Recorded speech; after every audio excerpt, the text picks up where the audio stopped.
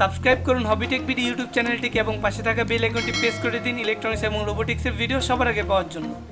আসসালামু আলাইকুম ভিউয়ার্স, স্বাগতম জানাচ্ছি হবিটেক বিডি চ্যানেলে আরেকটি নতুন এপিসোডে।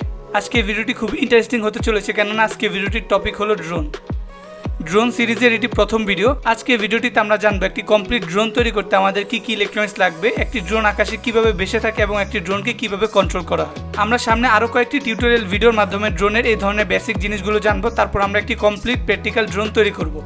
তো ভিডিওটি শুরু করার আগে আপনাদের কাছে ছোট্ট একটি রিকোয়েস্ট, যারা এখন পর্যন্ত আমাদের চ্যানেলটিকে সাবস্ক্রাইব করেনি এই ধরনের নিত্য নতুন ভিডিও সবার আগে পেতে এখনই আমাদের চ্যানেলটিকে সাবস্ক্রাইব করে পাশে থাকা বেল আইকনটিকে ক্লিক করে দিবেন, তাহলে আমাদের সকল নতুন ভিডিও নোটিফিকেশন আপনি সবার আগে পেয়ে যাবেন। তো চলুন কথা না বাড়িয়ে ভিডিওটি শুরু করি।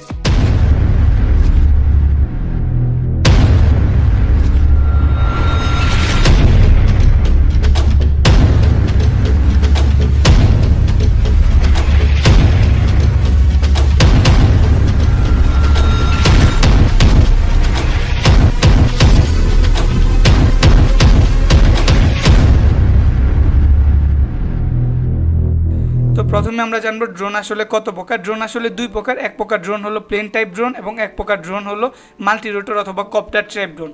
তো প্লেন টাইপ ড্রোনগুলো সাধারণত প্লেন আকৃতির হয়ে থাকে এবং কপ্টার টাইপের যে ড্রোনগুলো হয়ে থাকে সেগুলো দেখতে অনেকটা হেলিকপ্টারের মতো, কিন্তু সেগুলোর পাখার সংখ্যা হেলিকপ্টার থেকে অনেক বেশি। তো আজকে ভিডিওটিতে আমরা এই কপ্টার টাইপ ড্রোন নিয়ে আলোচনা করব। আমরা জানবো এই একটা কপ্টার টাইপ ড্রোন তৈরি করতে আমাদের কী কী ইলেকট্রনিক্স লাগবে এবং এটি কীভাবে আকাশে ভেসে থাকে। তো কপ্টার টাইপ ড্রোনের মধ্যে আবার দুই ধরনের ড্রোন হয়ে থাকে, একটি হলো রেসিং ড্রোন এবং একটি হলো নর্মাল ড্রোন। তো রেসিং ড্রোন আর নর্মাল ড্রোনের ইলেকট্রনিক্সগুলো প্রায় সেম, তবে রেসিং ড্রোনের ইলেকট্রনিক্সগুলো নর্মাল ড্রোনের তুলনায় অনেক ছোটো সাইজের হয় এবং এটির স্পিডও নর্মাল ড্রোনের তুলনায় অনেক বেশি হয়ে থাকে, যেহেতু এটি রেসিংয়ের কাজে ব্যবহার করা হয়। তো আজ আমরা নর্মাল ড্রোন তৈরি করতে কী কী ইলেকট্রনিক্স লাগবে এবং এটি কীভাবে আকাশে ভেসে থাকে সে নিয়ে বিস্তারিত আলোচনা করব। তো নর্মাল ড্রোনগুলোর মধ্যে অনেকগুলো ভেরিয়েন্ট হয়ে থাকে, যেমন বাইকপ্টার যেটিতে দুটি পাখা থাকে, ট্রাইকপ্টার যেটিতে তিনটি পাখা থাকে, কোয়াডকপ্টার যেটিতে চারটি পাখা থাকে, হেক্সাকপ্টার যেটিতে 6টি পাখা থাকে এবং অক্টাকপ্টার যেটিতে 8টি পাখা থাকে। এগুলো ছাড়াও আরও অনেক ধরনের কাস্টমাইজ ড্রোন তৈরি করা হয়। তো আজকে ভিডিওটিতে আমরা এগুলো সবগুলোর মধ্যে সবচেয়ে জনপ্রিয় যে মডেলটি রয়েছে কোয়াডকপ্টার, সেটি নিয়ে আলোচনা করব। তো আমরা দেখব একটি কোয়াডকপ্টার তৈরি করতে আমাদের কী কী ইলেকট্রনিক্স লাগে এবং এগুলোকে কীভাবে কন্ট্রোল করা হয়। যেহেতু এটি একটি কোয়াডকপ্টার তাই এটিতে 4টি পাখা থাকবে, অতএব এই 4টি পাখাকে কন্ট্রোল করার জন্য আমাদের 4টি মোটর লাগবে। যেহেতু আমরা প্রফেশনাল ড্রোন নিয়ে আলোচনা করব তাই আমাদের এখানে পাওয়ারফুল মোটর লাগবে, যাতে আমরা অনেক বেশি ওজন বাতাসে উঠাতে পারি। তো সেক্ষেত্রে আমাদের বিএলডিসি মোটর ব্যবহার করতে হবে। বিএলডিসি মোটর নিয়ে আমার বিস্তারিত একটি ভিডিও রয়েছে, যারা এখনও দেখেননি নিচে ডিসক্রিপশনে থাকা লিঙ্ক থেকে দেখে আসতে পারেন। তো এই বিএলডিসি মোটরে বিভিন্ন সাইজের হয়ে থাকে, আপনার কোয়াডকপ্টারের সাইজ অনুযায়ী আপনারা এই বিএলডিসি মোটরগুলোকে ব্যবহার করতে পারেন। তো আবার এই বিএলডিসি মোটরের স্পিডকে কন্ট্রোল করার জন্য আমাদের একটি ইলেকট্রনিক স্পিড কন্ট্রোলার অথবা ইএসসি লাগবে। তো ইএসসির কাজ হলো আমাদের যে বিএলডিসি মোটর রয়েছে সেটিকে কন্ট্রোল করা। যেহেতু আমরা এখানে 4টি মোটর ব্যবহার করছি তাই আমাদের এখানে 4টি ইএসসি অথবা ইলেকট্রনিক স্পিড কন্ট্রোলার লাগবে। এবার আমরা কথা বলবো আমাদের ড্রোনটি আকাশে কীভাবে স্টেবলভাবে ভেসে থাকে। আমরা যদি শুধু 4টি মোটরকে পাওয়ার দিই তাহলে আমাদের ড্রোনটি কিন্তু একদিকে কাত হয়ে পড়ে যাবে।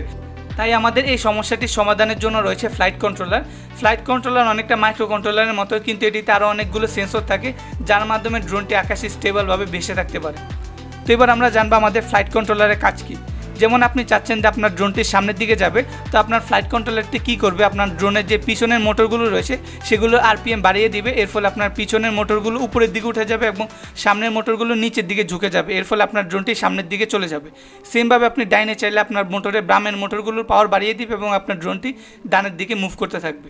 তো এইভাবে আমাদের ফ্লাইট কন্ট্রোলারটি আমাদের ড্রোনটিকে কন্ট্রোল করে থাকে। তাছাড়া ড্রোনকে বাতাসের মধ্যে স্টেবল রাখার জন্য এই ফ্লাইট কন্ট্রোলার মোটরগুলোকে নিজের মতো করে নিয়ন্ত্রণ করে থাকে। তো এই ফ্লাইট কন্ট্রোলারকে সিগন্যাল পাঠানোর জন্য আমাদের একটি আরসি ট্রান্সমিটার অথবা রিসিভারের প্রয়োজন হবে। তো আমরা আমাদের যে আরসি রিসিভারটি থাকবে সেটি আমাদের ফ্লাইট কন্ট্রোলারের সঙ্গে সংযোগ করতে হবে এবং আমাদের যে আরসি ট্রান্সমিটারটি রয়েছে সেটির সাহায্যে আমরা মাটি থেকে সিগন্যাল পাঠাবো এবং আমাদের রিসিভার সেই সিগন্যালটিকে রিসিভ করে আমাদের ফ্লাইট কন্ট্রোলারে পৌঁছাবে এবং আমাদের সেই ফ্লাইট কন্ট্রোলারটি সেই সিগন্যালটিকে প্রসেস করে আমাদের ড্রোনটিকে ডানে বামে মুভ করাবে। আশা করি এই বেসিক জিনিসগুলোর মাধ্যমে আপনারা বুঝে গিয়েছেন একটি ড্রোন কীভাবে আকাশে ভেসে থাকে। তো বাজারে বিভিন্ন ধরনের ফ্লাইট কন্ট্রোলার পাওয়া যায়। কিছু কিছু ফ্লাইট কন্ট্রোলার রয়েছে যেগুলোতে আপনারা জিপিএস অথবা টেলিমেট্রি ব্যবহার করতে পারবেন। জিপিএস ব্যবহার করলে আপনার ড্রোনটি এক জায়গায় স্থির থাকতে সহযোগিতা করবে এবং আপনার ড্রোনটি হারিয়ে যাওয়ার কোনো সম্ভাবনা নেই।